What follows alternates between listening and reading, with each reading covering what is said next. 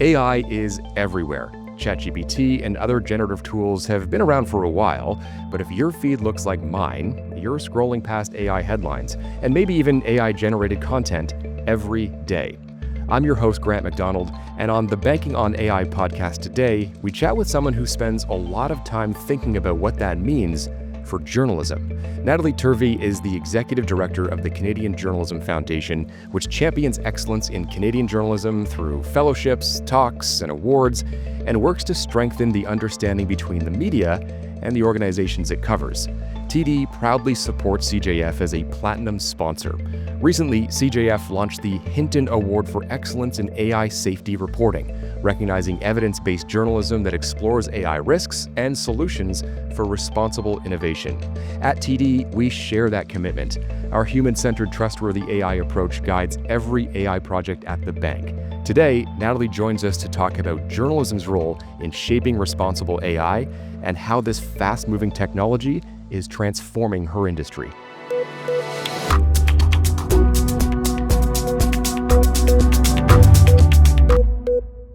Natalie, thank you so much for being here. We really appreciate it. I'm really intrigued about the conversation we're about to have. You know, our worlds might seem far apart, banking. You represent the media industry, but I'm very curious as to the connections that you see. And then on top of that, how you're seeing AI working right now across journalism. Well, it's a pleasure to be here, and thank you for the opportunity. We're seeing AI being used by newsrooms largely as an assistant and not a replacement. It can help save time, complete tedious tasks, analyze a large amount of information, but always with human oversight and robust AI editorial policies in place by newsrooms that are communicated to the Canadian public. So in the work that you do, you're bridging communities. So my world, your world, you are sometimes the connective tissue. I'd love to hear a little bit more about that and sort of the mission that you're on. Absolutely. So the CJF's mission is to foster excellence in journalism. We do that by supporting journalists and their organizations at every stage and across the country through our programs, things like our monthly talks, our fellowships, training, research, and mentorship. And the foundation was created by Dr. Eric Jackman 35 years ago, a Canadian business leader, to help bridge the gap between the media and business communities. And our forums and events bring together business leaders and media leaders for meaningful dialogue. And this helps build trust, clear up misunderstanding, understand the challenges that both sectors face, and ultimately help support more informed journalism for Canadians. And Canadians depend on the news so much. The work that we do is translated through the news world. When I look at how AI is transforming that, I'd be curious as to what you're seeing in the big newsrooms, but also the small newsrooms that are often not talked about as much, but are just as important. So AI can be a real game changer for the smaller newsrooms. They're already stretched thin, and it allows them to do more with what they have. AI can supercharge investigations. So a single journalist can look at municipal documents or other local filings and quickly find patterns and anomalies to support their reporting. And that might have taken a full team to do. Smaller newsrooms are also using AI to repurpose content to reach more audiences, so they can take a strong piece of local journalism and create other formats like newsletter summaries, social media copy, or even scripts for video, and it allows them to reach audiences across platforms that might have required separate teams to reach those. So they're able to work all these different areas where before they simply wouldn't have the staff to do it. You touched on high level.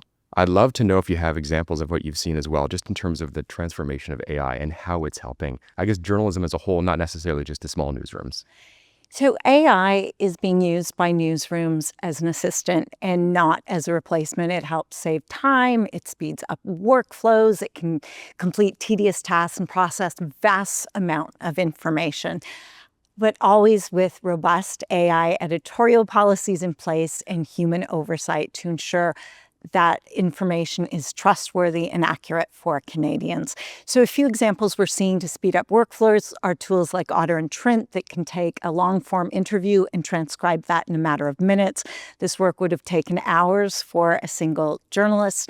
It can also provide insights into audience engagement with specific stories, and it helps news leaders make better decisions about the stories they cover in their newsrooms.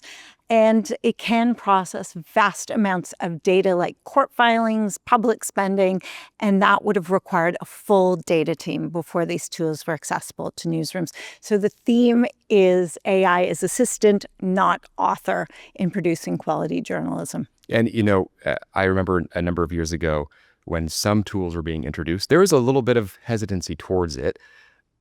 I remember a moment changed where someone using this piece of technology talked about it, how great it was. And then another colleague didn't buy in at all. And now it's at the point where this colleague who didn't want to ever use it will not go to work unless they have access to these tools. Are you seeing that mind shift, that change as well? Grant, we have to keep in mind these technologies are still nascent. They're prone to making mistakes, fabricating information, or hallucinations.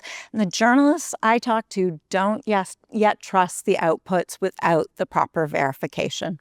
And that's a great lead into what I wanted to talk about next, which is misinformation and some of the work that you're doing in that world. What does that look like for you? What are you trying to push forward specifically for journalists, but then the public as a whole? So this is one of the biggest challenges we face. CJF's own research shows that 88% of Canadians are concerned about AI-generated misinformation, and almost half encounter it in their feeds daily. So the risks are twofold. For journalists, deep fakes are cheap, and they're convincing, and they're everywhere. And this is leading to a public erosion in trust. It's hard to know what is trustworthy information and what to believe. The risks for the public are even greater because seeing is no longer believing. These deep fakes and AI-generated images are so convincing. And this is why it's important that news literacy skills become an essential life skill, that before the public shares a piece of information, believes that information, that they spend some time verifying the source, that this came from a credible newsroom, was it covered in other outlets, does this provoke an emotion or seem too good to be true? And Canadians are taking responsibility for their own literacy in this new AI and digital deception environment. And, it's so interesting that you point out the idea of on your feed, what you're seeing. And a lot of people wouldn't even realize that it's misinformation. They would just assume and go forward. So it's a great point you're talking about in terms of do that extra step to verify. Some of the work that you do as well is giving out lovely awards, wonderful awards for the work that is being done. I'd love for you to talk a little bit about the Hinton Award. Now, this is a new one, and I'm curious as to why you brought this forward and why now. So we're incredibly proud of this one. It just launched the CJF Award for Excellence in AI Safety Reporting. The award was created with the AI Safety Foundation, and it honors and recognizes journalism that digs deep into the catastrophic risks and misuse of this technology. Things like cyber threats and autonomous weapons. And it was named after Dr. Geoffrey Hinton, AI pioneer called the godfather of AI, but also one of the strongest public voices about responsible use, development, and transparency around this technology. And journalists play a vital role in informing the public about the potential risks of AI. And this is becoming vital. So we are working to elevate and support that work. That is amazing. I mean, for us at TD Bank, fraud, cybersecurity, these are all top priorities. And having the relationship with organizations like yourself and journalists to help tell these stories of ensuring the public is staying safe, I think that is a huge bridge between the two organizations. And there's a huge sense about how culturally pervasive this technology has become. Time magazine just honored the architects of AI as its Person of the Year, much like they honored the computer in the 80s. And this is why timely journalism is so vital. There has been a sense that a lot of the development has been done with an ask for forgiveness rather than permission approach, and why the CJF feels the time is now to draw attention to some of the risks, the peril, not just the promise of this technology. Absolutely. And you're looking at this constantly. I'd love to pull out some trends that you might be seeing.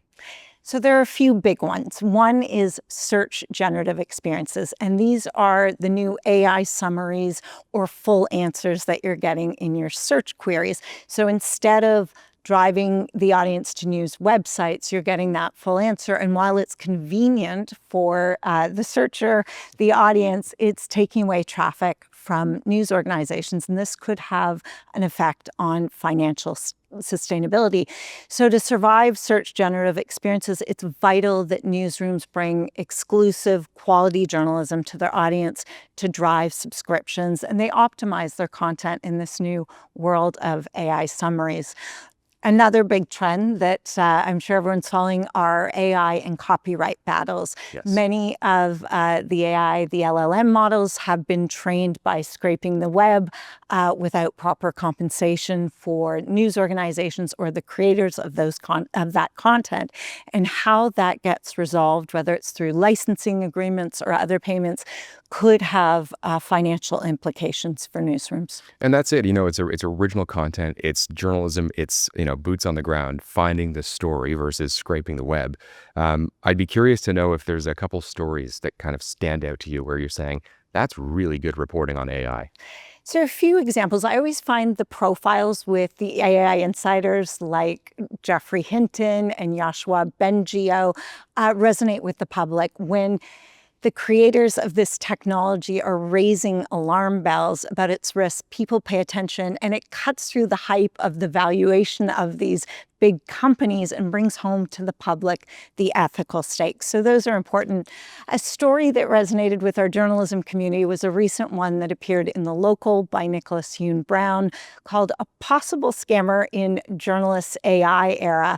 And that reporting exposed what appeared to be a completely fabricated freelancer. So a person who sent in a pitch was published in internationally recognized outlets like The Guardian. And this reporting exposed that many of the sources and quotes in those articles were fabricated, and the writing was produced by AI. And some of the public good was these articles, of course, were taken down, but the newsrooms that I speak to are instituting protocols now to vet their freelancers. And one might be talking to the previous assignment editor or ensuring there's a policy for a video chat with that freelancer so you can look them in the eyes and talk about the story and verify they're a real person.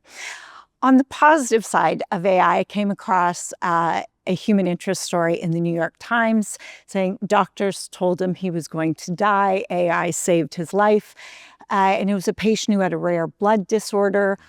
Conventional drugs stopped working. So through an AI model specializing in drug repurposing, it was able to scan vast amounts of data and information and find a complex cocktail of drugs that humans hadn't thought of trying. Unbelievable. The doctors administered the drugs, the patient went into remission, and it saved his life. So that's an example of how AI can be a super partner when humans hit a wall. Now, you talked a little bit about smaller newsrooms, some larger newsrooms, but I'd love to hear some examples of the investigative side, just that really, really meaty journalism and how AI is kind of part of that.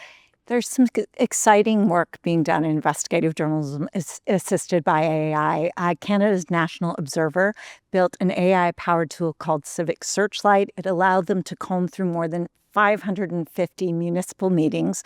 And through that work, they uncovered an AI-created targeted misinformation campaign, and their reporting had real public impact. It led to an Alberta town staying in a climate protection program. Another great example comes out of CBC. They did a story called Investigating Dr. TikTok. And for a story on health misinformation on TikTok, they used an AI tool to isolate relevant video making health claims. They went through thousands of videos on the platform.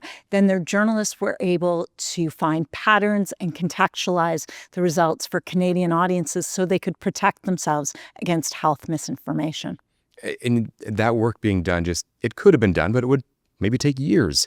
That is the difference between the tools being used. And to your last point there in terms of Canadians protecting themselves, I love the bridge because on the day-to-day, if you're reading a long investigative form from the CBC, you can trust that it's good. The research is there. For your everyday scroller, how are Canadians supposed to protect themselves from misinformation, disinformation, just completely non-information that looks legitimate? Are there any tools or any resources? From our research, we've determined Canadians know they have a responsibility in protecting themselves against misinformation. And a lot of the tenets of news literacy can be applied to information literacy. So that initial pause before sharing an article, verifying the source, you can apply that to information you come across in your industry, whether it's phishing or smishing scams, credible looking video featuring political leaders or athletes around investment schemes, even what we're seeing with AI generated voice that can replicate a family member in the grandparent schemes, protecting yourselves even through things like having a safe word in your family to ensure that you're verifying a real person can really, really help Canadians protect themselves in this environment. In terms of tools and skills, the CGF does a lot of work around news literacy, helping the public understand the value of fact-based journalism.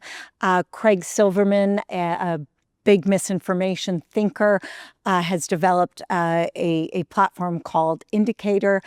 And this is bringing tools and skills to journalists, researchers, and engaged citizens, not only highlighting targeted AI misinformation campaigns, but also giving them the skills, the verification skills to protect themselves in this environment. So there are some tools out there, and just you got to think for yourself as you're going through that information. You know, there's the scary side, there's the very interesting and positive side. I always like to wrap with an understanding as to what gets you excited about the world of AI ahead of us in the world that you kind of work within. What gets me most excited is how AI can support smaller or local newsrooms. This is such a vital part of the news ecosystem, bringing Canadians the information they need about their communities. And we're seeing AI as a huge support to bring those Canadians the stories that matter. The CGF has just launched a year-long program called the CGF Next Gen News Creator Program, bringing some of these AI skills to journalists to help them better optimize their content and reach more Canadians. That is very exciting indeed. Natalie, thank you so much for joining us. My pleasure.